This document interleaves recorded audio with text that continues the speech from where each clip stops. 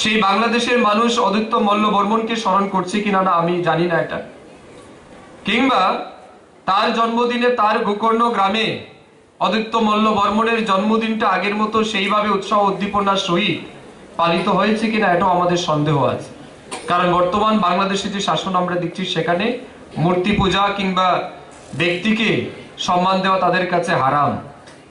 তো যাই হোক, এটা আলাদা বিষয়। তবে আমি মনে করি যে কোনো বিশিষ্ট ব্যক্তিত্ব যারা কালজয়ী, যারা মৃত্যুঞ্জয়ী, তাদের কখনো তাদের মেধা, তাদের ব্যক্তিত্ব, তাদের কৃতিত্ব কোনো কাঁটাতার আটকে রাখতে পারে না, কোনো দেওয়াল তাদের প্রতিভাকে ধরে রাখতে পারে না। তাই তো আমার মনে পড়ছে,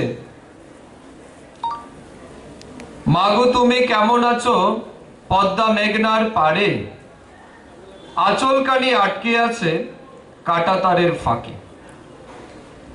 অদ্বৈত মল্ল বর্মন যে নদীকে নিয়ে উপন্যাস লিখেছিলেন তিতাস, তিতাসের সংযোগ স্থল কিন্তু মেঘনা নদী, বা উৎপত্তি কিন্তু মেঘনা থেকে।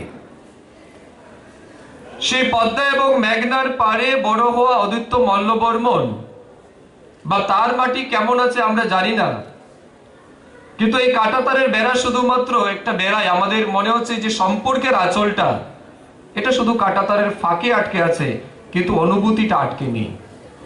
আমাদের অনুভূতি, আমাদের হৃদয়ে তার প্রতি সম্মান যথেষ্ট আছে। এই কারণে আজ ত্রিপুরা সহ বিশেষ করে পশ্চিমবঙ্গ কিংবা বাঙালি যেখানেই আছেন, এর বাইরেও সাহিত্যিক সমাজে আমাদের অদ্বৈত মল্ল বর্মনকে স্মরণে রেখে শ্রদ্ধা জ্ঞাপনের কাজ সর্বত্র হচ্ছে। এই ব্রাহ্মণবাড়িয়ার একটি স্কুলে সমস্ত ছাত্রছাত্রী মিলে তারা সিদ্ধান্ত নিল ব্রিটিশ শাসনের বিরুদ্ধে আন্দোলন করবে। এবং ব্রিটিশরা সেই সময় বিভিন্ন অনৈতিক আইন পরাধীন ভারতের মানুষের উপর চাপিয়ে দিয়েছিল, সেগুলির বিরোধিতা করে তারা প্রতিনিয়ত আন্দোলনে সামিল হচ্ছে। স্কুলের সমস্ত ছাত্র শিক্ষক মিলে যখন সেই আইনের বিরুদ্ধে গেলেন, ইংরেজ সরকারের শাসনের বিরুদ্ধে আন্দোলন শুরু করলেন, একটা ছেলে হঠাৎ করে স্কুলের ক্লাসরুমের একটা কোণে বসে কাঁদতে শুরু করলো।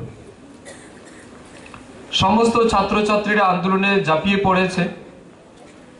সেই ছেলেটা আন্দোলন থেকে নিজেকে বিরত রেখে সে ক্লাসরুমের একটা কোণে বসে কাঁদছিল। হঠাৎ করে তার কিছু সহপাঠীরা জিজ্ঞেস করতে চাইল তার এই কষ্টের কথা, কেন তিনি কাঁদছেন। সে কোনোভাবে উত্তর দিতে রাজি ছিল না, সে প্রতিনিয়ত কেঁদেই যাচ্ছে। পরবর্তী সময় একজন শিক্ষক গিয়ে তাকে সান্ত্বনা দেওয়ার চেষ্টা করলেন এবং তার কাছ থেকে জানতে চাইলেন তার দুঃখের কারণ কি। সে তখন বলল যে আমি শুনেছি এই যে স্কুলে আমরা আন্দোলন করছি ছাত্রছাত্রীরা বা শিক্ষক শিক্ষিকা সবাই মিলে, এর বিনিময়ে আমরা যে স্কুল থেকে যে বৃত্তি পাই, যেটাকে আমরা স্কলারশিপ বলে থাকি, যে বৃত্তি পাই এটা হয়তো তারা বন্ধ করে দেবে। এই কারণে আমি এই আন্দোলন থেকে বিরত রাখছি নিজেকে, যাতে করে আমার বৃত্তিটা বন্ধ না হয়। কারণ আমার বৃত্তিটা যদি বন্ধ হয়ে যায় তাহলে আমার পড়াশোনা এই জায়গাতেই বন্ধ হবে। সেই অভাগা সন্তান শৈশবকালে পিতা মাতাহীন হয়ে নিজের ব্যক্তিত্ব বিকাশের চেষ্টায় যে প্রতিনিয়ত জীবন যুদ্ধে লড়াই করছিল,